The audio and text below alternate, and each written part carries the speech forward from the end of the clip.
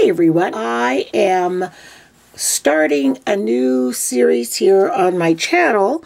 I was thinking, and sometimes you feel a little bit unsettled as to what are you doing, what's your journey, what's your plan here on YouTube. So I thought, my whole channel started with crafts and scrapbooking actually, but with crafts, that's my love. I still will not stop doing my vlogs or life cues for those of you out there waiting for a life cue. But these are quick little crafts that I want to do, and I just want to share with you guys. And I thought you might enjoy them, doing them with me, because I still do them, but I'm finding I'm not recording them. So today we're going to make some stitch holders. Let me pull one here that I've done. So I ordered these pins from Wish, these kilt pins, and they also can be a shawl pin. If you've got a shawl, you can pin them for closure, sweater pin, whatever. So people that knit or crochet, or I guess do any other kind of stitchery work, they often need a stitch holder or placement. It's where you want to hold. Put a marker on your work, so when you come to that place, you know you're at that spot, and that's where you should knit or purl or whatever, without having to count stitches all the time. So they're called stitch markers. So I had all of these doodaddy things in my stash, like, all of these.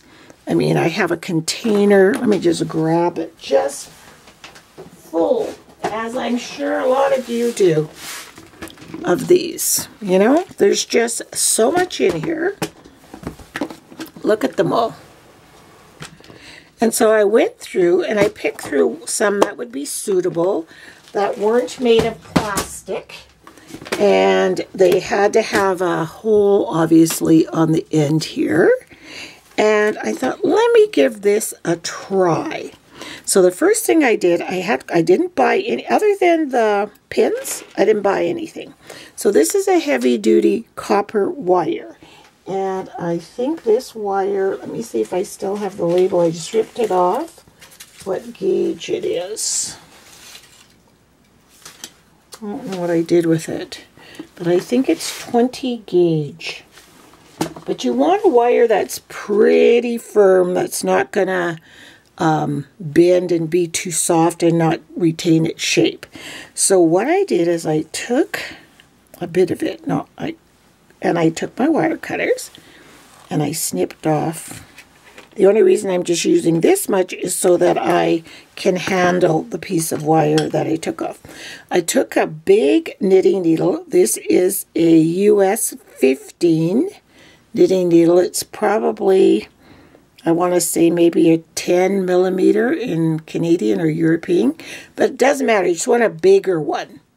And the reason for that is when you finish your rings, you want to be able for it to slip on. The average size would be around a 5.5, but you can see it still would slide nicely on this big guy. So what you're going to do is just simply wrap it around. You guys have probably done this lots of times. Just wrapping it around that needle and pushing them close together, just so I can get more on the needle there. And the purpose of doing it on this needle, it's the size is uniform, and it makes each one of these rings exactly the same size, because I think if you try to do this by eyeball, ouch, be careful of the cut ends of the wire, it would be really difficult. So there, I've made this coil, can you see that, of wire. So I just pull it off. The next thing I'm going to do, I'm just going to pull out, I've got this old catalog here that I'm using for my gluing, and also it's just a place to store stuff on top of there.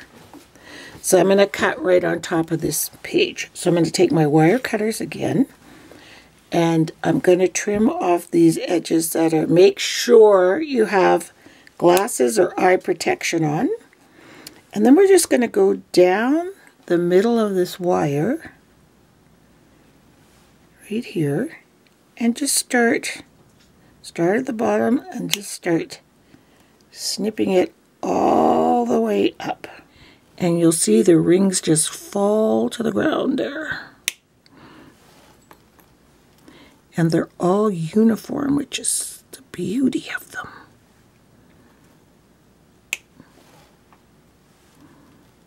There.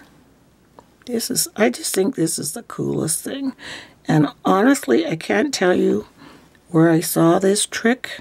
I did see it somewhere on YouTube, but it was so long ago, I just can't remember. So this was not my creation. Obviously, this one is of no use. But if you look at the uniform size of all of these, you could even use this trick if you're making something to hang from a journal or something, earrings or whatever. You can see how uniform they are in size because you use that knitting needle, which was a number 15. There, so I've got all of these ones that are perfectly shaped and perfectly usable. So the next thing I did, of course, I told you I looked through, I'll grab my thingy, and I'll grab 4. I'm going to put 4 on each little ring. So I've got this star, we'll use that. Maybe this cross, a brass elephant, and how about another star, but this one's more silver. So what you simply do is you're going to just gently open it up. Slide on your elephant, so it's just dangling there. And you can do the same thing with all the other 4 things that you're using. Just sliding them on those little rings. And you'll see why in a minute why I have this book underneath. Because I have to glue, and I do not want to get the glue on my mat. I've gone through so many mats, and it's just on me to be a little bit more careful. There. So there's 4. Got those 4 done. Then, again in my bead stash, I have these little guys. Can you see that? It has a little diamond in it and 2 holes. You're going to make sure it's got a hole on either side. You want some form of small beads. So I'm going to have to get 2 more of those. And they were, again, I don't know where I got this stuff. But, you know, this is a way to use up that stuff. So there's 4 of them. And I'm going to take some E6000 right here. And last time I made them, I used a toothpick. But I'm going to use this little tiny screwdriver because it's easier to clean off. And this is why I have this underneath. So all I really need right now are my 4 almost ready stitch holders. So my E6000 has seen better days, but there's still a lot of glue in here. And before I get going, I'm going to have a sip of my Java.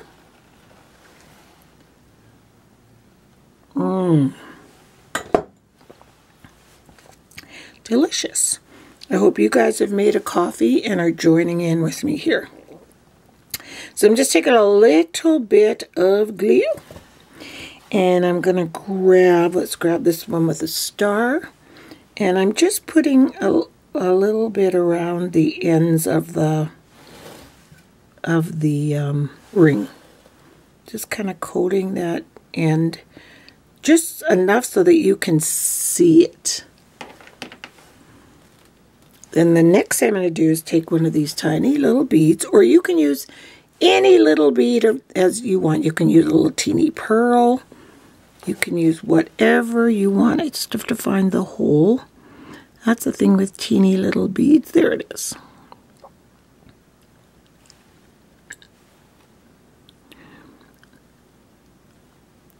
So I stick it in that hole like that. And then I'm going to go ahead and find the hole on the opposite side and stick it in like that. And kind of push them to meet each other. And that's it. And can you see that? There you go. It's hard to see, but isn't that pretty? What a great little stitch holder that is. So there's one. So I'm going to go ahead and do the rest of these. So you just take some. I don't know what your adhesive of choice is, but for me, for things like this, that I want to be really permanent, it's E6000. So I'm just finishing up this last one. There's a lot of extra glue on there that I don't need. Let's push it into that hole.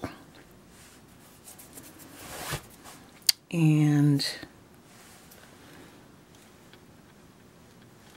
you can clean them up later too once the glue dries. You can take all the glue boogers off. And the reason I have this magazine here, I just take the screwdriver and just scrape it across the page, and the glue comes right off, and it's just as good as new. See? Still good to use. So these four, I'm going to let them dry there. I'm going to show you some others that I did earlier. Whoa. That are all dry.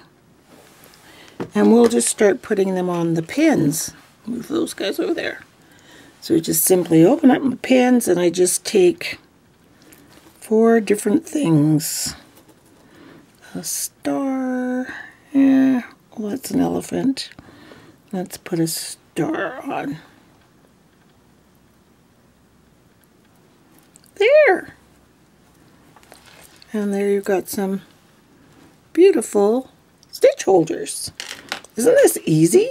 Even if you don't knit or crochet, but you just want to play, you just want to have craft with your coffee one day, just what can I do? What can I make with all my stuff I have? Go and make some of these for your knitter friends. They would love them. I know I would absolutely love this. If somebody gave me this, because I'm a knitter, I would be over the moon with these. And just the presentation that they come on a quilt pin. And I can't even remember how much a quilt pin, or if you don't have a quilt pin, you know what you can do? You could put them on a chain on a necklace. And it could look like a little knitter's necklace, and the person can wear it when they're knitting, and then just undo the necklace when they need a stitch holder. So yeah, there's 3 right there full, and I've got 4 over here full, so I'll let those dry. So I brought my coffee up here. It's not even half done. That's how quick this craft is. And I've laid out a few of them on the table so you can really see them. And that one, there's only 3 on because I'm going to take that one. That was part of an earring. And I am just knitting right here. I've got glue on my fingers. And let me just show you how this works. So I slipped the stitch holder on there because the pattern might say knit 5, place a marker, and then purl 8 or something. So every time you come to that marker, you know that's where I purl 8. So let me show you how it looks. So there's our stitch marker with our cute little bead, and it's right there holding its place where it's supposed to. Can you see that? From both sides. Super cool. So these are so fun, so easy. Just go through your jewelry stash. This red one that's on here was an old earring. This, some of these are just charms that you bought for other projects.